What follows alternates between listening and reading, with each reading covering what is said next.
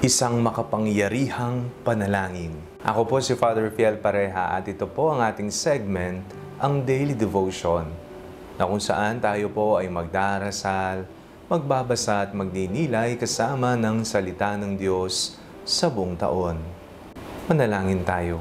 Sa ngalan ng Ama, ng Anak at ng Espiritu Santo. Amen. Halina, banal na Espiritu, liwanagan mo ang aming puso at isip, nang maunawaan at may sa buhay namin ang iyong salita. Amen. Our Bible passage for today is from the Gospel of St. Luke chapter 18, verses 9 to 14, and I read it for you. He also told this parable to some who trusted in themselves that they were righteous and regarded others with contempt. Two men went up to the temple to pray, one a Pharisee and the other a tax collector. The Pharisee, standing by himself, was praying, "Thus, God, I thank you that I am not like other people, thieves, robbers, adulterers, and even like this tax collector. I fast twice a week. I give a tenth of all my income." But the tax collector, standing far off, would not even look up to the heaven, but was beating his breast and saying, "God, be merciful to me, a sinner." I tell you, this man went down to his home justified rather than the other. For all who exalt themselves will be humbled, but all who humble themselves will be exalted. Paano ka nagdarasal? Ano ang laman ng iyong panalangin? Sa tuwing tayo po ay nagdarasal, tayo po ay nakikipag-usap sa Ama. Tayo ay nakikipagniig sa Kanya. Lahat ng ating pangangailangan, ang ating sitwasyon, ang ating pinagdaraanan, ang ating papuri at paghingi ng tawad sa Kanya. Ito po yung mga iba't ibang elemento na maaring maging laman ng ating pananalangin. Sa ating pong binasang ebanghelyo sa araw na ito, napakinggan po natin kung papaanong nagbigay ng isang halimbawa ang Panginoon kung paano tayo maaring makapanalangin ng maayos at tama at may buong kapakumbabaan.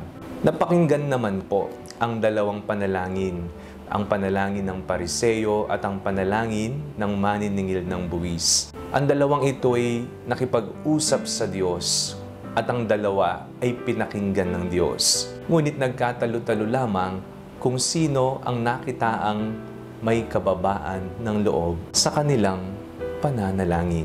Napakinggan po natin ang panalangin ng Pariseo. At kung titingnan po natin, ito naman po ay kanyang ginagawa.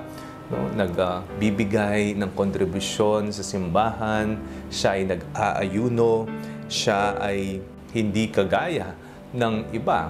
Wika nga niya, ng mga magnanakaw, ng mga taong pabaya, ng maniningil ng buwis na kilala bilang makasalanang publikano. Kaya naman, ang maniningil ng buwis ay nagdasal sa Diyos sapagkat alam niya na siya ay kilalang makasalanan. Ngunit sa kanyang pagdarasal, inamin niya ng may kababaang loob ang kanyang pagkakasala. Hindi man siya makatingala ng maayos sa kalangitan, siya ay nakayuko habang dinadabog niya ang kanyang dibdib at inaaming, "Lord, be merciful to me, a sinner." Panginoon, kaawaan mo ako, isa akong taong makasalanan. Isang makapangyarihang panalangin. Sa tuwing tayo po ay nagdarasal, magdasal po tayo ng may kababaang loob. Aminin natin ang ating mga pagkakasala sa harapan ng Diyos. Huwag nating itaas ang ating sarili. Oo, maaari naman na ikwento mo sa Panginoon ang lahat ng achievements mo. Ngunit tandaan po natin lahat ng meron tayo, lahat ng nakakamit nating tagumpay sa buhay ay alam ng Diyos sapagkat nanggaling ang mga ito sa Kanya bilang mga biyayang hindi naman tayo karapat-dapat. Ngunit minarapat niyang ipagkaloob ito sa atin. Isang makapangyarihang panalangin ang maaari nating gamitin sa araw-araw nating pananalangin o bawat nag-uumpisa tayo ng panalangin. Aminin ang ating kasalanan. Huwag tayong magmagaling. huwag tayong magbida-bida. Huwag nating itaas ang ating sarili. Bagkus hayaan nating ang Diyos ang magtaas sa atin. Manalangin tayo. Panginoong Hesukristo, turuan niyo po ang aming mga puso ng kababaang loob.